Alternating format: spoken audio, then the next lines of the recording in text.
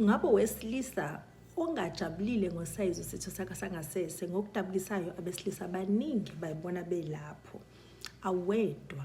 Kodwa-ke qonda lokhu, ukuthi awujabulile akusho ukuthi ikhona into wrong ngosayizi wakho. Namhlanje sizokwenza ividiyo la sofundisana khona ukuthi ungabe ukala kanjani, ungabe unormal kuphi, ungabe usey'nambeni ey'ncane kakhulu noma usey'nambeni ey'the ukuba nkulu yini zosayizi. Sokhuluma nangamazwe athile adume ngokuba nosayizi abakhulu, ozokwenza ukuthi sibone ukuthi isikhathi esiningi abantu abaningi bazizwa ngathi banosayizi abancane ngoba bayikhomparisha nabantu abaphume ey'ndaweni la kudume khona nje vele ukuthi abantu bazendaweni kulezo y'ndawo banosayizi abakhulu. Ngu-Dr. Thabile Weather Blue Clinic, iklinikhi yamadoda eseThekwini.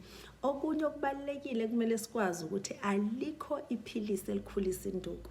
Noma yini oyenzayo ungathengi iphilisi ukukhulisa induku, alikho iphilisi elikhulisa induku. Please like and follow.